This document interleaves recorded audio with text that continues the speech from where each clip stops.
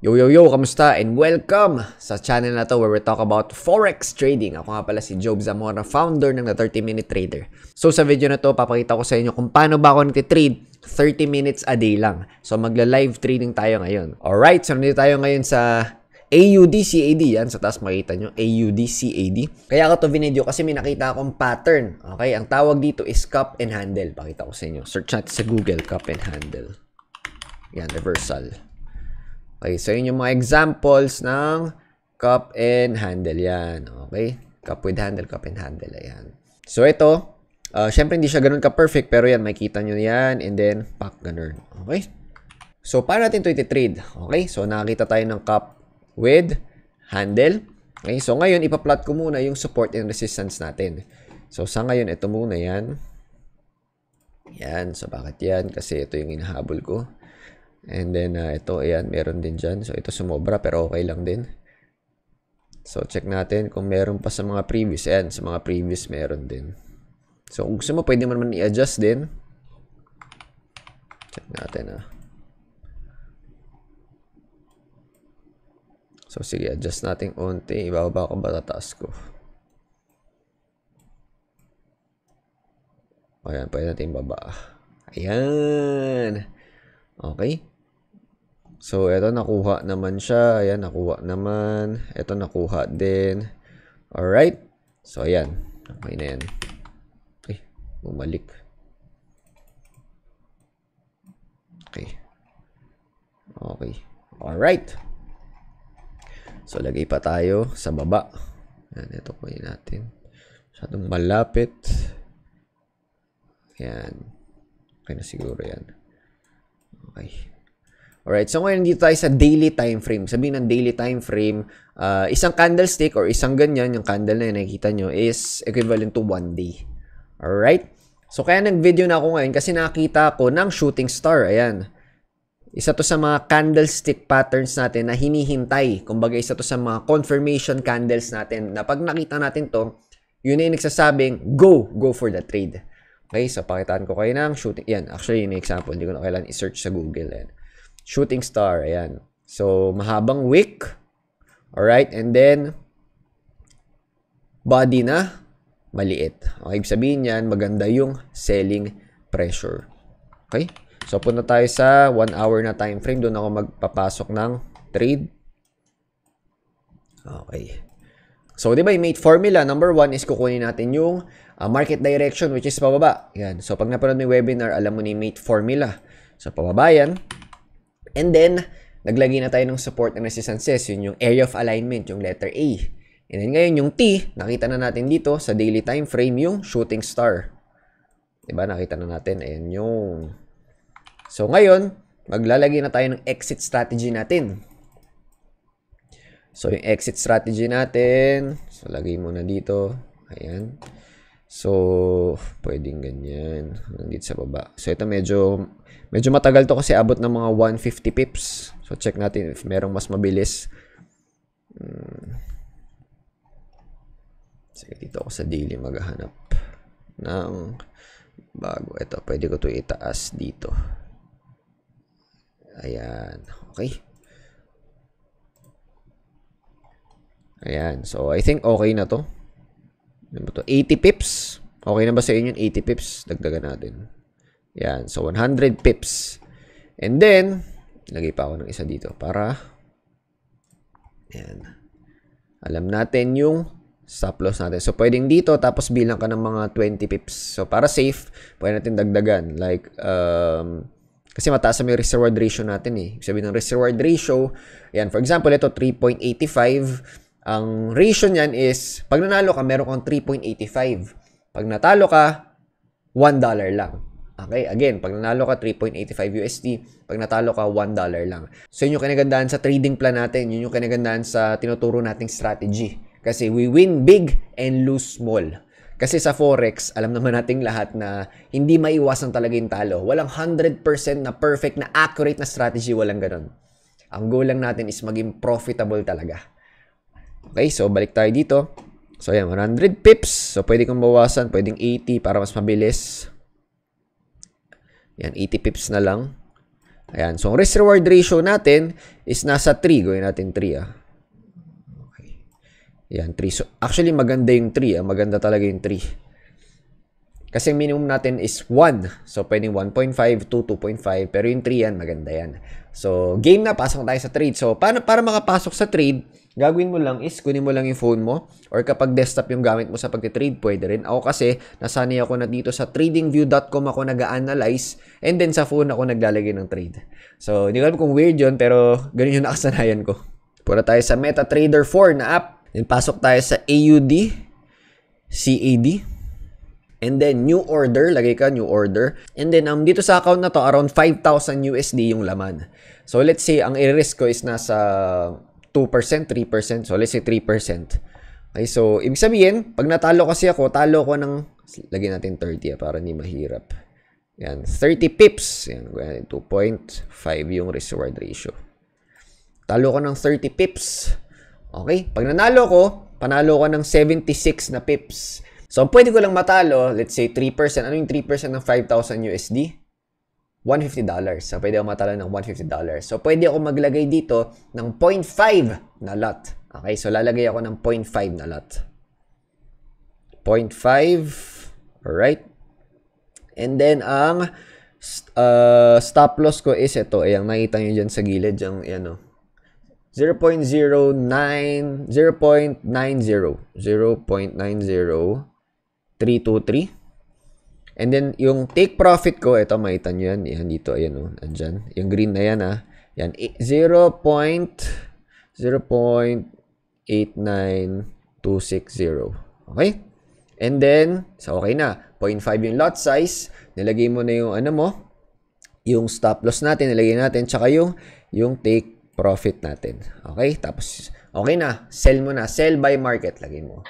Okay, so ganun lang kasimple, ganun lang kabilis. Actually sa trading, lalo na kung matagal ka nag-trade, mabilis lang talaga yung analysis. And lalo na kapag meron kang proven na strategy, may proven ka na framework. Sa trading kasi, di ba may 80-20 rule tayo. Sa trading, 80% yung waiting. And then 20% yung trading and analyzing.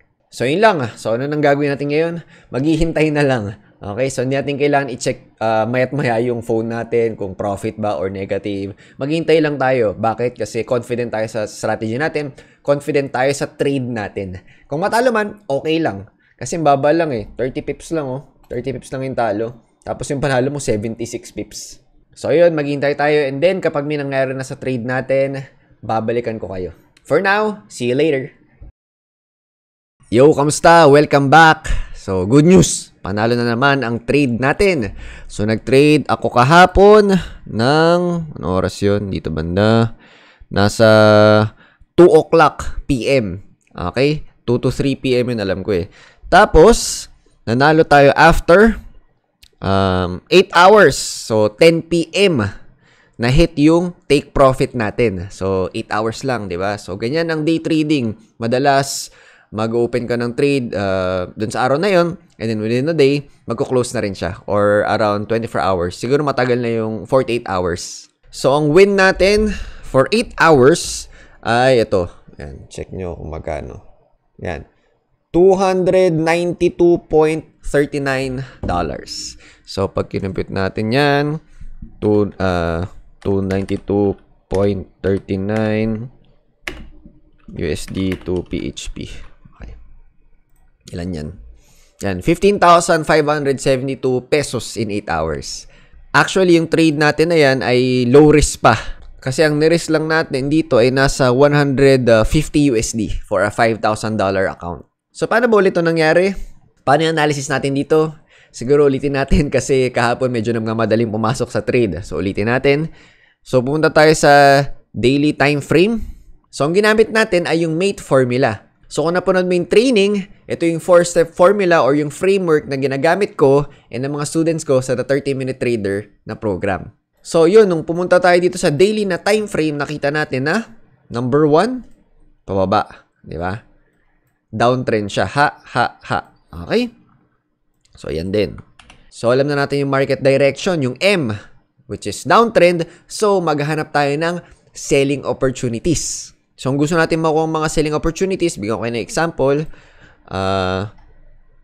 So, sa ganito, So, ang gusto natin makuha, ang tawag dito ay yung mga lower highs. Yan, lower highs. So, bakit yan? Kasi pag dyan ka pumasok, tingnan mo, ang ganda ng makukuha mo. Pag dyan ka pumasok, di ba? Ang ganda ng makukuha mo. Pag dito ka, yan, pag ganun. Yun yung mga hinahanap natin. So, dito sa ginawa natin trade, nakakita tayo dito ng lower high. And then, boom, nakuha natin tong lahat. So, dyan pumapasok yung sinasabi nating buy low, sell high.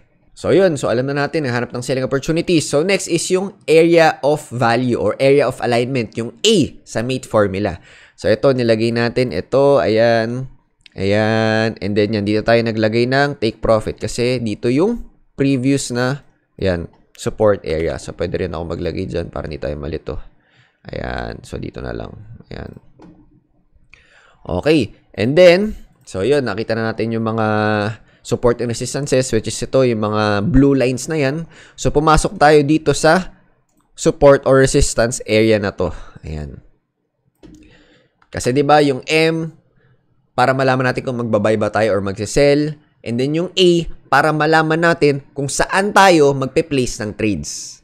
And kung saan tayo mag-enter. And kung saan tayo mag-exit ng trades natin. So, in this case, na-plot natin tong line na to. Yan, dito banda nung pinili sa atin yung trade, and then sakto yan sa support or resistance line na yan, tayo nag-execute ng trade. And then, naglagay pa tayo ng mga ibang support lines dito, yung mga blue lines na yan, para magamit natin sa exit strategy natin. So, tapos na tayo sa M, and then tapos na tayo sa A. So, ang next natin ay yung timing. So, anong timing yung nakita natin? Ito. Ayan. So, nakita natin na merong shooting star. Ayan. Grabe, no? Grabe yung selling pressure niyan. Sobrang habang wick. Okay. Tapos, ganyan lang kalit yung body. Ganito nangyari dyan. Napapakita ko sa inyo. Sana magawa ko sa drawing na to. So, dito nag-start yung price. Ay, pala. So, dito nag-start yung price. Ayan, dyan. Okay. And then, umangat siya na pa ganun. Umangat ng ganyan. Okay. And then, bumaba. Tapos, dito siya nag-end. Kaya nakagawa ng candlestick na ganyan. Okay? So, grabe, no? Umangat siya, pero bumaba pa rin. Ibig sabihin, napakalakas ng selling pressure. So, kaya isa yan sa mga candlestick confirmation natin na nagsasabing, go na, malakas ang selling pressure, pwede ka na pumasok sa trade, pwede ka na mag-sell. Okay? Pero syempre, hindi ko ma-detail yung anatomy ng candlestick dito. Actually, meron naman yan sa mga modules. So, game na raw, go na raw, confirm na, G na tayo, G. So, sakto. Ayan. Balik ko lang. So, ayan, sakto. Dito tayo nag-place ng trade sa resistance or support level. Then, after, pe-place na natin yung exit strategy natin, which is yung stop loss muna. Ayan. So, yung stop loss, usually, di ba, ganyan? So, place tayo dito banda, above the resistance level, and then, aangat tayo ng mga ilang pips. Okay? Para may room tayo. Sabihin ng room na yan, ganito. Diba? 30 ko nilagay, 30 pips. Sabihin, pag naglaro ng ganyan, hindi ka agad masa-stop out. Kasi, pag dito ka naglagay, explain ko lang. Kunyari, dito ka naglagay, ganyan. Yan, dyan ka naglagay. Tapos, biglang, lumakas yung volatility ng price, biglang gumanyan. O, diba? Gumanyan. O, edi stop out ka na. Talo ka na sa trade na yan.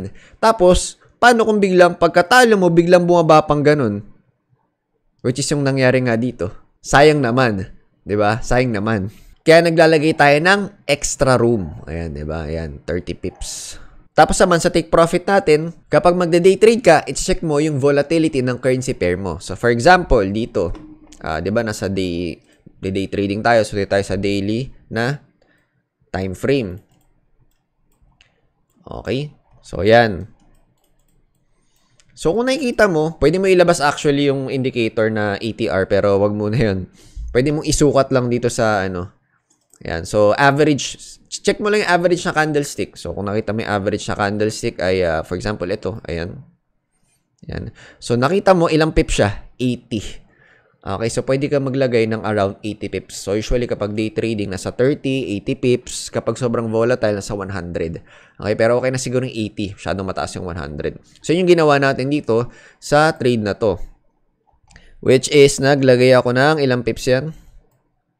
Yan, 76 pips. Okay na, di ba? So, just right above this support line. So, ito yung support area.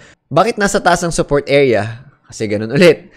Pwede kasi mangyari na pagka ganun, di ba? Biglang umangat, hindi umabot dito sa support area na to. Pwedeng ganun. Kasi yung support and resistance are zones yan. Okay, sabihin ng zones, hindi lang yan basta line. Zones yan. Okay? So, lahat ng yan, madidiscuss in detail sa modules natin, sa mga coaching programs natin. So, ayun. Yun lang yung breakdown kung paano ka magde-day trade and kung paano ka magte-trade ng wala pang 30 minutes. Actually, wala pang 30 minutes yung pag-analyze natin. Pumasok lang tayo sa trade and then, yun nga, nagpagupit ako kung napansin nyo kahapon. And then, ayun, dinner lang. Tapos, actually, hindi ko nakita na panalo ako kagabi. Nakita ko lang to kaninang umaga. Tapos ngayon ko lang din na-shoot.